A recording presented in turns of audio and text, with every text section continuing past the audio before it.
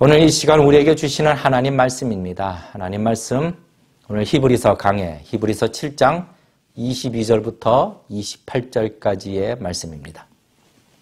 22절부터 28절까지 말씀. 이와 같이 예수는 더 좋은 언약의 보증이 되셨느니라. 저희 제사장 된 자의 수요가 많은 것은 죽음을 인하여 항상 잊지 못함이로되 예수는 영원히 계심으로 그 제사 직분도 갈리지 아니하나니 그러므로 자기를 힘입어 하나님께 나아가는 자들을 온전히 구원하실 수 있으니 이는 그가 항상 살아서 저희를 위하여 간구하심이니라.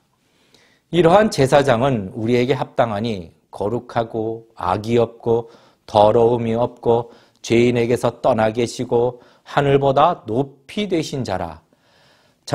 저 제사장들이 먼저 자기 죄를 위하고 다음에 백성들의 죄를 위하여 날마다 제사 드리는 것 같이 할 필요가 없으니 이는 저가 단번에 자기를 드려 이루셨음이니라.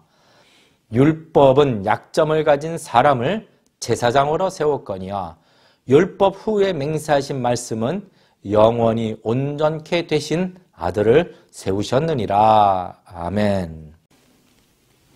이 시간은 우리 다 같이 함께 기도합니다. 하나님 아버지, 말씀을 대하는 우리의 마음을 기억하여 주셔서 우리의 마음을 요동치지 아니하고 평안케 하여 주시고 깨어있어 말씀을 방해하는 악한 세력 틈타지 못하게 하시고 이 말씀이 우리에게 주시는 큰 위로와 축복의 말씀이 될 수 있도록 은혜를 더하여 주시옵소서. 예수님의 이름으로 간절히 기도드리옵나이다. 아멘. 한 주간 평안하셨습니까? 우리 성도님들. 오늘 거룩한 주일, 오늘 이 시간에 오늘도 살아서 역사하시는 하나님의 말씀을 대합니다. 늘 설교할 때마다 드는 생각은 말씀을 전하는 자나 또 말씀을 받는 자나 정말 겸손하게 말씀을 받고 전해야 하는 것이죠. 왜요? 이것은 하나님의 말씀이기 때문에 히브리서 1장 1절과 2절 하나님은 말씀하시는 하나님이시다. 이것을 증거하고 시작하고 있는 것처럼 오늘 이 시간 우리는 살아계신 하나님의 말씀을 전하고 받습니다. 겸허한 마음으로 피차간에 하나님의 크신 은혜가 있으시기를 바랍니다. 오늘 읽으신 이 본문 히브리서 7장 22절부터 28절까지의 말씀을 가지고 지극히 합당하신 예수 그리스도, 우리 죄인에게 지극히 합당하신 예수 그리스도라는 말씀으로 제목으로 증거합니다. 이 본문에 오늘 읽은 이 말씀들은 지금 바로 저와 여러분에게 개인에게 주시는 하나님의 약속의 말씀으로 믿습니다. 그리고 믿는 자 속에서 역사하시는 하나님의 말씀을 풍성하게 경험하며 살아가시기를 축원합니다. 오늘 읽은 본문 안에는 그 말씀 안에는 곳곳에 참 놀라운 단어들이 있습니다. 그러니까 우리의 연약한 마음을 크게 위로하고 또 흔들리지 않도록 붙잡아 주시는 놀라운 단어들이 오늘 본문 곳곳에서 빛나고 있는 것이죠. 그러니까 굳이 비유한다면은 금으로 만든 왕관에 곳곳에서 빛나고 있는 영롱한 보석, 박혀있는 보석과 같이 귀한 이 단어들이 오늘 본문 안에 박혀있는 것입니다. 22절, 예수는 더 좋은 언약의 보증이 되셨다. 예수는 더 좋은 언약의 보증이 되셨다. 더 좋은 언약은 무엇을 말하는가? 이 부분은 이제 히브리서 8장에 가면 다시 한번 자세하게 살펴볼 것입니다. 하여간 언약의 보증이 되셨다. 하나님의 언약이라는 이 단어 자체가 헬라어로 디아데케라는 이 단어 자체가 그러니까 취소될 수 없는 결정, 하나님께서 당신의 생명을 걸고 하신 약속으로 하나님 입장에서는 반드시 지키시는 약속을 언약이라고 하는 겁니다. 그런데 이 일에 대하여 하나님의 아들이신 예수님께서 우리 성도들을 위하여 보증이 되셨다는 거죠. 보증이 되신다. 이 보증이라는 말은 객관적으로 우리가 판단하고 했을 때에 어떤 사람이 그 일에 대해서 감당이 안 돼, 능력이 안 돼, 신뢰할 수 없다라고 객관적으로 판단되기 때문에 보증이 필요한 것이죠. 그러니까 은행에서 우리가 크레딧 카드를 만들어도 그러니까 그 사람의 자격 조건을 먼저 다 따져서 자격 조건이 안 되면은 안 만들어주는 거죠. 보증이 필요한 것이죠. 그러니까 이렇게 신뢰할 수 없고 무능력하고 우리가 보기에도 너무나도 연약한 바로 우리를 위하여, 나를 위하여 하나님의 아들이신 예수님께서 우리 성도에게 보증이 되시는 겁니다. 언약에 대해서요. 그리고 24절 말씀에 보니 영원히 계시는 분, 예수님은 영원히 계시는 분, 예수가 영원히 계심으로 이 보증에 대한 계약 기간도 한도가 없는 겁니다. 1년이 지나서 다시 담보 설정하고 계약하고 1년 동안 이 사람의 일을 보니 그것을 평가해서 심사해서 불합격당하면 취소당하고 이런 것이 아니라 단 한 번의 보증으로 영원한 보증이 되어주시는 것이죠. 여러분 생각해 보십시다. 우리가 이 세상을 살면서 정말로 든든한 후원자가 내 인생에 보증이 되어준다. 그것도 무한보증, 영원히. 얼마나 든든할까요? 얼마나 든든할까요? 하늘과 땅의 모든 권세를 가지신 왕이신 예수 그리스도께서 의의 왕이요 평강의 왕이신 예수님께서 이렇게 무능력하고 자격 없는 나를 위하여 무한 보증이 되어 주시는 것입니다. 여러분 또 25절 말씀을 보니 항상 살아서 간구하고 계시다. 그러니까 한순간도 잠시라도 한눈을 팔지 않고 쉬지도 않고 끊임없이 어떤 일에 있어서도 보증이 되어주시는 것이죠. 26절 말씀에 게다가 이 대사장은 우리에게 합당하다라는 겁니다. 합당하다. 보증이 되시는 예수님은 내가 어떠한 죄인이라 할지라도 내 자신을 도대체 믿을 수가 없어. 아주 죄인 중에 괴수를 할지라도 아니면 보잘것없는 인생, 아주 인생으로 치자면 밑바닥을 팍팍 기는 그런 인생이라 할지라도 그런 나에게도 조금도 부족함이 없이 합당하신 보증자이신 것이죠. 여러분, 그러면 도대체 우리에게는 왜 이 대제사장 되시는 예수님의 보증이 필요한가? 오늘 본문의 말씀을 좀 중심으로 우리가 살펴보고자 합니다. 첫째, 큰 돼지 첫째로 모든 인간에게 있어서 모든 인생은 아주 중요한 이슈가 한 가지 있습니다. 아주 중요한 이슈. 그것은 바로 죄의 문제입니다. 죄의 문제. 왜 죄의 문제가 중요한가요? 생각해 보실까요? 첫째로 모든 인간은 이 죄에 대한 책임을 져야 하기 때문입니다. 죄에 대한 책임을 져야 합니다. 책임을 어떻게 지는가? 죄에 대하여 공의로운 심판을 받고 그 결과 영원한 형벌을 받아야 하는 것이죠. 모든 인간은 이 책임을 져야 하는 겁니다. 이 땅에서 어떠한 삶을 살았든지, 부유하든지, 가난한 삶을 살았든지, 이기적이었든지, 이타적이었든지, 아니면 남을 위하여 살거나 나라를 구한 위인이라 할지라도 그 삶이 어떠했는지는 상관없이 모든 인간은 결국은 이 생애를 마감하게 되면은 이 죄에 대한 책임을 다 받아야 하는 것이죠. 심판을 받아야 합니다. 그리고 그 심판에 하나님은 공의로서 그 심판에 대하여 정하신 대로 끝나지 않는 영원한 극한 고통을 받아야 하는 것이죠. 모든 사람이 죄를 범하였음에 하나님의 영광에 이르지 못하더니 이것은 정해진 사실입니다. 그러면은 이 고통이라는 것이 어떤 고통인가? 이 책임을 져야 하는 고통이 어떤 고통인가? 마태복음 10장 15절 말씀에 내가 진실로 너에게 이르노니 심판날에 소돔과 고모라 땅이 그 성보다 견디기 쉬우니라. 그러니까 이 심판의 때에 받아야 하는 이 책임의 고통이 얼마나 큰가? 소돔과 고모라 땅에 있었던 불과 유황비가 훨씬 견디기 쉬운 것이라고 말씀하는 것이죠. 그러니까 인생이 살면서 정말 고통이 있었어. 죽을 것 같은 고통이 있었어. 그런데 그 고통보다 적어도 수천 배 이상, 수천 배나 더한 고통을 받아야 하는 것이죠. 책임으로 형벌을 받는 것입니다. 그것도 기간을 정해놓은 것이 아니라 몇 년간 이것이 아니라 영원히요. 영원히 이 책임을 져야 하는 것이죠. 모든 인생이요. 두 번째로 모든 인생에게 있어서 이 죄에 대한 문제가 왜 중요한가? 모든 인간은 이 생을 사는 동안 인생 속에서 사는 것이 고통이다. 인생의 고통을 경험하게 됩니다. 사는 것이 다 힘들다. 어느 인생이든지 다 말을 하는 것이죠. 그러니까 80이 넘으신 어르신들도 사는 것이 고통스럽고 힘들다고 얘기하시고, 심지어는 초등학생들, 아이들도요, 한숨을 푹 쉬면서 사는 게 힘들어요. 그렇게 말합니다. 그러니까 아이들 입장에서도 벌써 사는 것, 인생이 힘들다라는 것을 아는 겁니다.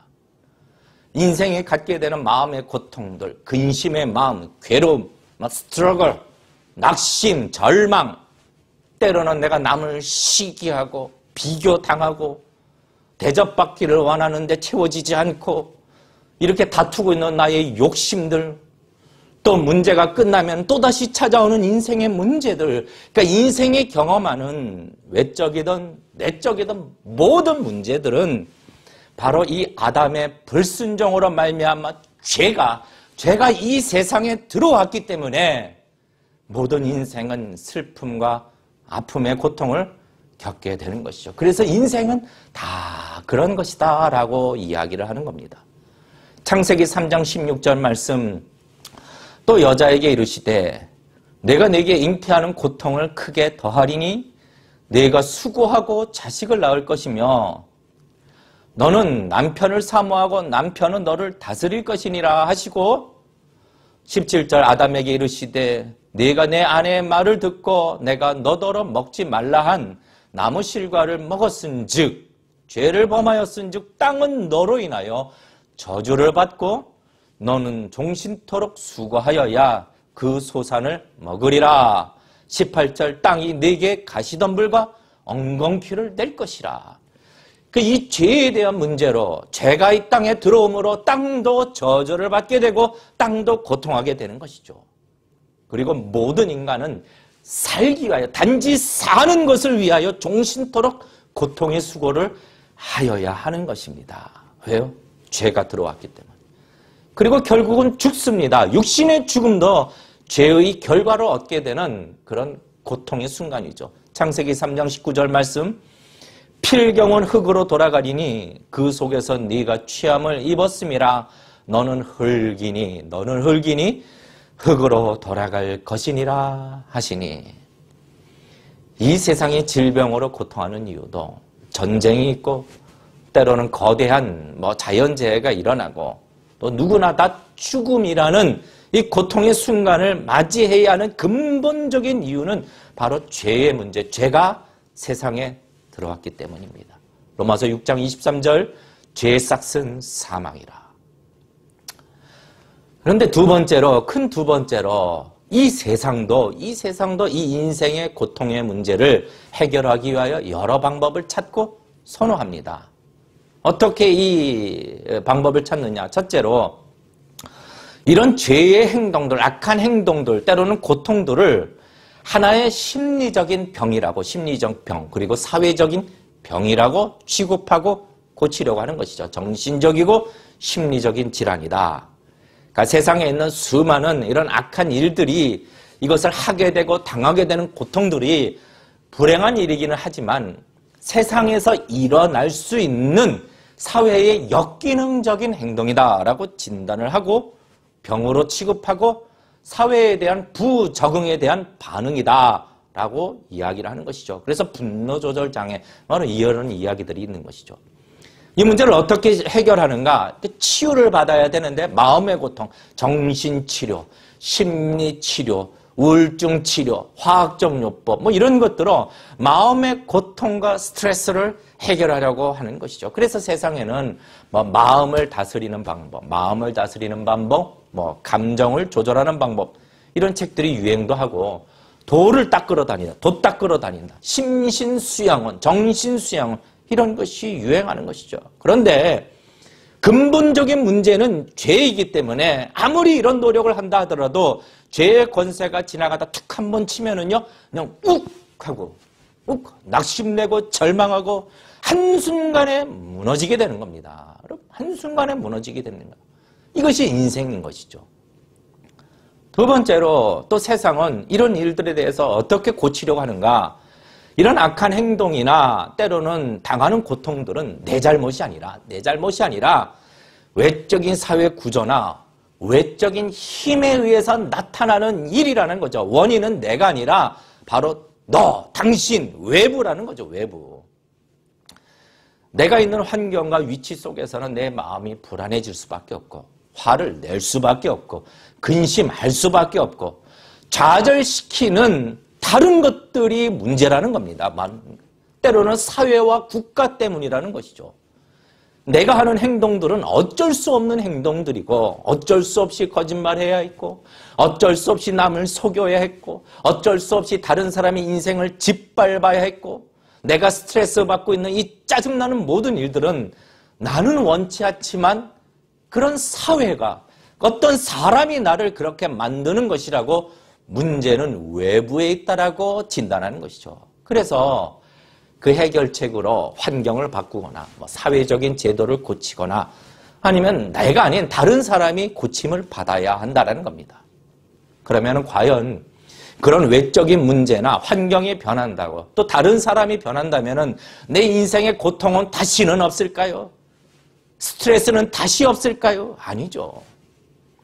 우리가 많이 경험하지만 하나님 이것만 해결해 주시옵소서 이것만 해결해 주시면 더 바랄 것이 없습니다라고 기도할 때에 그 문제가 해결되고 또 다른 문제가 오게 되면 여전히 만족하지 못하고 두려워하고 고통스러워하는 나를 발견하게 되는 것이죠. 왜 그럴까요? 왜? 바로 인생의 고통의 문제는 이 성경이 마치 상처를 드러내어 보여주시듯이 그 원인인 죄의 문제가 해결되지 않았기 때문입니다. 그러면은 큰 세 번째로 그러면 이 죄의 문제라고 이러한 인생에 있어서 어려움과 고통과 고난은 죄의 문제라고 정확하게 진단하고 있는 성경 하나님은 이 죄의 문제를 그냥 내버려 두셨는가? 아니죠. 우리 하나님은요 긍휼이 무궁하신 하나님이십니다. 믿으십니까? 여러분. 그래서 이 해결책을 하나님이 직접 마련해 주셨는데 이 죄의 문제를 해결하기 위하여 오늘 말씀과 같이 대제사장 예수 그리스도 유일하고 충분하고 합당하신 예수 그리스도를 보내어 주신 것입니다.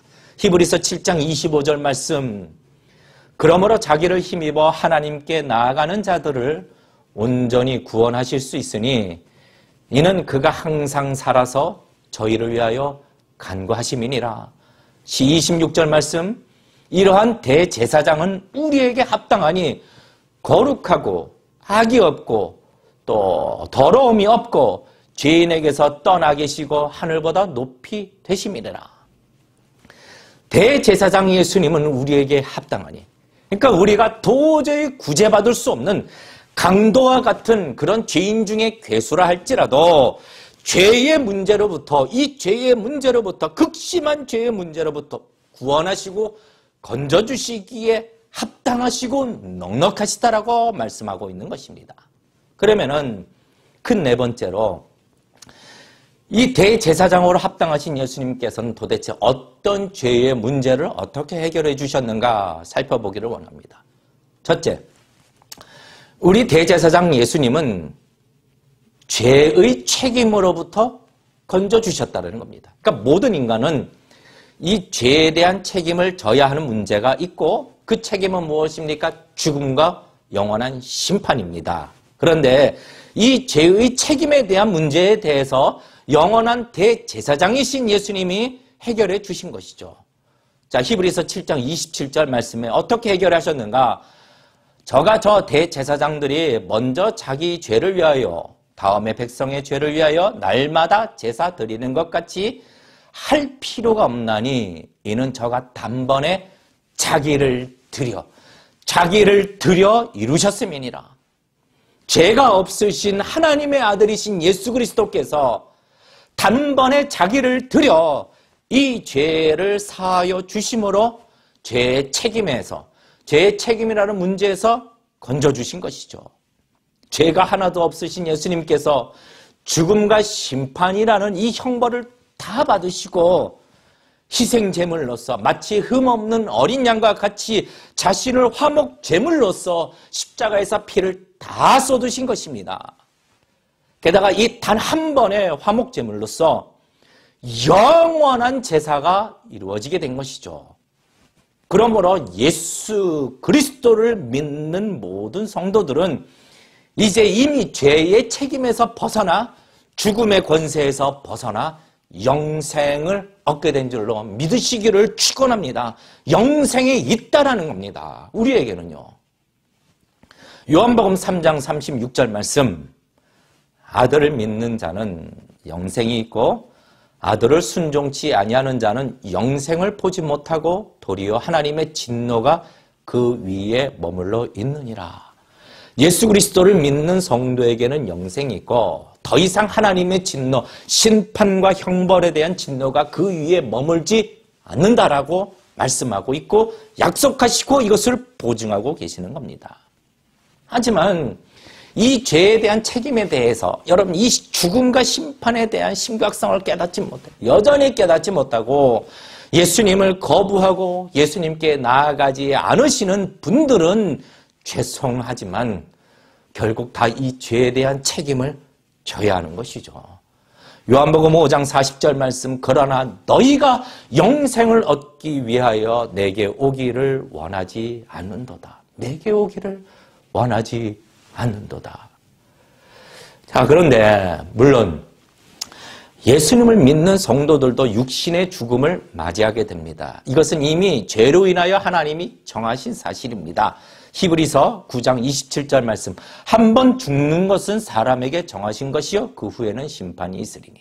그런데 이제 이 죄의 책임에 대한 문제를 해결해 주신 대제사장 예수님을 믿는 성도들은 죽어서 흙으로 돌아간 육신마저도, 죽은 육신마저도 마지막 날에는 영광스러운 몸으로, 다시는 죽지 않는 몸으로 부활하는 것입니다. 그 몸은요, 병들지도 않고요, 썩지도 않고 늙지도 않는 영광스러운 몸으로 부활하는 것이죠. 왜요? 예수님이 이 문제를 해결해 주셨기 때문에. 고린도전서 15장 42절부터 44절 말씀에 보면은 이 육신의 부활에 대한 말씀이 나오는데요. 썩을 것으로 심되 썩지 아니할 것으로 다시 살며, 욕된 것으로 심되 영광스러운 것으로 다시 살며, 약한 것으로 심되 강한 것으로 다시 살며, 육의 몸으로 심고 신령한 몸으로 다시 사나니. 우리는 이 부활의 몸에 대해서 우리는 상상할 수는 없지만, 그러나 죽은 자의 첫 열매로서 부활하신 예수님의 영광스러운 몸을 통하여 너희도 이와 같이 될 것이라고 우리에게 보여주시고 보증해 주시는 것이죠. 고린도전서 15장 20절, 그러나 이제 그리스도께서 죽은 자 가운데서 다시 살아 잠자는 자들의 첫 열매가 되셨도다.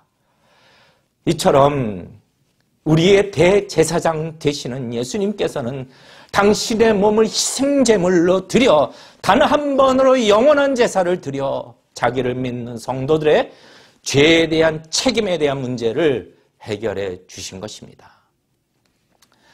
그러면 두 번째로 또 어떤 죄의 문제를 해결해 주셨는가?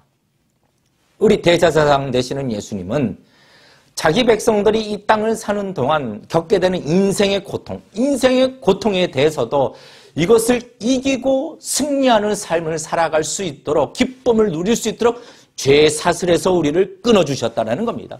끊어주셨다는 거예요. 여러분, 우리 성도는 물론 죄에 대한 책임으로부터 완전히 건짐을 받았습니다. 그런데 여전히 이 땅을 사는 동안 죄의 유혹을 많이 받아요. 근심도 하게 되고 아주 작은 것에 걸려 넘어지기도 하고 마음이 막 어지럽기도 하고 바람만 불어도 휘청거리는 그렇게 연약한 나를 보게 되는 겁니다, 여러분. 그런데 여러분, 중요한 것은 그 이유는요, 내가 죄의 노예라서가 아니라 내가 과거의 죄의 종이었던 노예였던 옛 습관 때문에 그런 것이죠. 그렇게 말씀을 하시는데 로마서 6장 17절, 16절, 17절 말씀에 너희가 본래 죄의 종이었더니 죄에게서 이제는 죄에게서 해방되어 의에게 종이 되었느니라. 너희는 이미 죄에게서 해방되어 죄의 종이 아니라 의의 종이 이미 되었다. 이미 하나님의 자녀가 된 줄로 믿으시기를 축원합니다. 하나님의 자녀예요. 그런데 죄의 종에서 해방되었지만 여전히 죄의 노예였었던 옛 습성들, 옛날 버릇, 심플 네이처가 남아있는 것이죠. 그리고 이 죄의 파워가, 권세가 이 죄에 남아있는 습성을 틈타서 우리에게 우는 사자와 같이 우리를 흔들어 오는 겁니다. 흔들어 놓는 것이죠. 그래서 마태복음 26장 41절 말씀에 시험에 들지 않게 깨어있어 기도하라. 이 땅에서요. 시험에 들지 않게 깨어있어 기도하라. 마음은 원이로되 육신이 약하도다 하시는 것이죠. 그러니까 과거에 내가 죄의 노예로 있었을 때 젖어 있었던 육신의 생각들, 육신의 습관들이 우리를 두렵게 하고 우리를 근심하게 하고 우리를 의심하게 되고 마음의 풍랑을 일으키고 하나님께 드리는 순종을 방해하고 그러니까 여러분 혹시 연약한 자신의 모습을 바라볼 때 너무 낙심하지 마십시오. 그냥 우리에게는 이런 육신의 습관이 남아있기 때문이라고 아시면 되는 겁니다. 그런데 이것으로 끝이냐? 여러분, 성도는요, 죄의 사슬에서 끊어졌기 때문에, 다시 말해 죄의 노예, 죄의 종이 아니기 때문에 이제는 빛의 자녀로, 하나님의 자녀로서 죄와 어떻게 싸울 수 있게 되는 거예요. 죄와 싸울 수 있게 되는 겁니다. 자, 히브리서 12장 4절 말씀에 너희가 죄와 싸우되 왜 피 흘리기까지 싸우지 아니하느냐라고 말씀하시고, 에베소서 6장 11절 말씀, 마귀의 괴계를 능히 대적하기 위하여 하나님의 전신갑주를 입어라. 전신갑주를 입어라. 여러분, 그러니까 고통 속에서 주저앉지 말고 죄와 싸우라. 미혹하는 것과 싸워라. 마음을 지키도록 싸우라. 라고 말씀하시는데, 그러면은 우리 힘과 우리 결심으로 죄와 싸우는 것인가? 아니라는 겁니다. 중요한 것은 대제사장 되시는 예수님께서 우리의 연약함을 어떻게 도와주신다는 것, 도와주시는 것이죠. 히브리서 5장 25절, 히브리서 7장 25절. 그러므로 자기를 힘입어 하나님께 나아가는 자들을 온전히 구원하실 수 있으니 이는 그가 항상 살아서 저희를 위하여 간구하심이니라. 도우시는 예수님. 그리고 이미 우리에게 주신 말씀, 이 성경의 말씀으로도 이 죄를 이기게 하십니다. 시편 119편 11절 말씀, 내가 주께 범죄치 아니하려 하여 주의 말씀을 내 마음에 두었다. 주의 말씀을 내 마음에 두었다. 여기서 범죄치 않는다. 범죄라는 것은 악한 행동뿐만 아니라 하나님이 원치 않는 것, 막 두려움, 의심, 불만족, 상처 주는 것, 이기적이는 것. 여러분, 이런 연약한 모든 것을 이기도록 주의 말씀을 마음에 두시기를 주님의 이름으로 축원합니다. 여러분, 늘 말씀을 드리지만 예수님께서 공생의 기간 중에 사단의 3번의 시험을 무엇으로 이기셨습니까? 말씀으로 이기셨다라는 것. 이것을 우리에게 가르쳐 주시는 겁니다. 하나님의 말씀은 살았고 운동력 있다는 사실을 믿으시기를 축원합니다. 여러분, 믿음이 부족하십니까? 믿음이 달라고 기도하십시오. 하나님 앞에 예수님께 기도하십시오. 그러므로 이제 우리 성도는 죄의 노예가 아니기 때문에 말씀을 마음에 가득 채우고 이 말씀을 죄로 묵상할 때에 죄와 싸워 이길 수 있으며 또 은혜의 보좌로 나아가는 기도, 그 기도로 죄가 막 거짓말로 속삭이는 것, 근심과 두려움과 절망에서 우리를 벗어나 이런 기도를 통하여 기쁨과 찬양과 평강으로 주님이 주신 그 인생길을 하나님의 자녀로서 살아갈 수 있게 되는 것입니다. 빌립보서 3장 13절 말씀에 내게 능력 주시는 자 안에서 내가 모든 것을 할 수 있느니라. 왜요? 이 싸움에서 이미 세상을 이기신, 죄의 권세를 이기신 예수님께서 항상 살아서 우리를 위하여 기도하시고 도우시기 때문입니다. 얼마 전에 우리 교회 집사님과 잠시 교제를 나누는데 막 그런 얘기를 해요. 아직도 자기 마음에 막 흔드는 일들이, 작은 것에 흔드는 일들이 일어나면은 마음이 너무 괴롭고 힘들다고 합니다. 그런데 얼마 전부터는 그런 일이 있을 때마다 그 순간 잠시 그 문제를 놓고 기도한다는 겁니다. 기도를 하면은 요동치는 마음을 놓고 기도하면은 마음이 평안해진대. 금방 평안해지고 그 문제를 받아들이고 용납하고 흘려보내게 된다고. 그래서 다시 금방 견고해지는 것을 경험한다고 말하더군요. 여러분, 말씀대로입니다. 빌립보서 4장 6, 7절 말씀에 아무것도 염려하지 말고 오직 모든 일에 기도와 간구로 너희 구할 것을 감사함으로 하나님께 아뢰라. 너희 구할 것을 감사함으로 하나님께 아뢰라. 그리하면 모든 지각에 뛰어난 하나님의 평강이 그리스도 예수 안에서 너희 마음과 생각을 지키시리라. 아멘, 아멘. 이 말씀이 우리의 말씀 되시기를 주님의 이름으로 축원합니다. 여러분 성도님들, 이 땅의 인생길을 살아갈 때 남들은 다 고통이라고 말을 하는 이 인생길을 우리 성도는 우리에게 영원한 보증이 되시고 나같이 연약하고 극한 죄인을 건지시기에 아주 합당하신 대제사장 예수 그리스도를 의지하며 살아가는 인생이 되시기를 주님의 이름으로 축원합니다. 히브리서 12장 2절 믿음의 주여 또 온전케 하시는 이인 예수를 바라보라. 마지막입니다. 마지막. 또 대제사장 예수님은 죄의 문제, 어떤 문제를 해결해 주셨는가?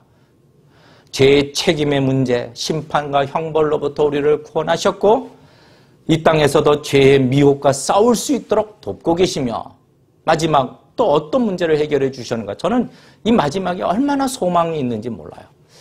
결국은 이 죄라는 존재로부터 우리를 결국에는 완전히 해방시켜 주신다는 거죠. 다시 말해 우리가 이 땅에서 죄와 싸워야 하는 이유가 무엇입니까? 스트러글 해야 하는 이유가 여전히 죄의 습성이 남아있기 때문에 죄의 미혹을 받는 것이죠. 그러나 이길 수 있는 겁니다. 이길 수 있습니다. 하지만 계속 미혹을 받는 거죠. 하지만 마지막에 우리가 이 땅의 인생을 마치고 우리의 영혼이 천국에 들어갈 때에는 그때는 우리는 완전히 거룩하게 돼요. 완전히 거룩하게 돼요. 죄성도 다 벗어나 죄의 존재로부터 죄의 미혹은 아예 조금도 받지 않게 되는 우리가 되는 것이죠. 로마서 14장 17절 말씀에 하나님 나라는 먹는 것과 마시는 것이 아니나 오직 성령 안에서 의와 평강과 희락이라고 말씀하십니다. 하나님 나라는 더 이상 슬픔도 없고 근심도 없고 고통도 없고 그냥 온전한 기쁨과 평강만 충만한 나라입니다. 근데 왜 그럴까요? 천국이 금은부화가 가득 차서요. 이 땅에서도 돈 많으시는 분들 여러분 마음에 고통이 없을 것 같습니까? 아유 말도 마세요. 천국에서는 그러나 우리가 완전한 성화를 이루어 이 죄의 습성까지 다 해결되기 때문에 더 이상 싸워야 하는 죄의 미혹마저도 당하지 않게 되는 것이죠. 죄에 대한 싸움이 없는 겁니다. 그래서 나 자신을 괴롭히던 나의 연약함, 또 시기, 미움, 의심 이런 것이 다 그냥 사라지는 것, 모든 것이 사라지는 것이고 오직 온전한 기쁨과 평강만이 가득하게 되는 것입니다. 여러분, 우리 성도들, 대제사장 되시는 예수님께서 이 고통의 문제, 죄의 문제에 대하여 우리 성도들의 죄의 책임으로부터 구원해 주셨고 또 이 땅에서 죄와 싸워 이길 수 있도록 도와주고 계시며 결국은 죄의 존재로부터 죄의 미혹으로부터 완전히 자유함을 주시는 이 모든 일에 합당하신 우리 대제사장 예수 그리스도, 이분이 우리의 보증이 되고 계시다라는 사실을 잊지 마시기를 축원합니다. 여러분, 영원한 대제사장 예수 그리스도. 이제 말씀을 맺습니다. 성도님들, 우리는 이미 하나님의 자녀입니다. 우리는 이미 하나님의 자녀입니다. 예수 그리스도를 나의 구주로 영접하고 믿는 순간부터 하나님의 자녀로서 한 번도 하나님의 자녀에서 내려와 본 적이 없는 자들입니다.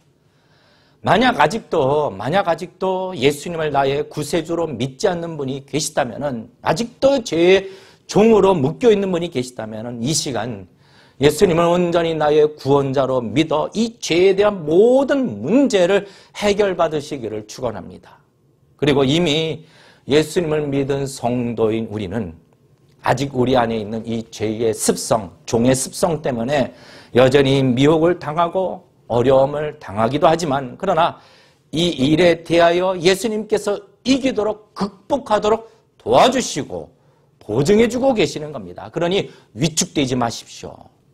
성도님들, 그러므로 이 세상을 말씀으로 사시는 인생, 또 오직 기도로 주님을 의지하는 인생이 되셔서 주님이 주신 약속하신 평강과 기쁨을 누리며 인생을 살아가는 자들이 되시기를 주님의 이름으로 축원합니다. 그리고 마지막 우리가 완전히 죄의 존재로부터 자유하게 되는 그 천국을 소망하며, 그 순간을 소망하며 주님이 주신 우리 그 순례의 길을 꾸준히 계속해서 걸어가시는 모든 복된 성도님들, 복된 인생이 다 되시기를 축원합니다.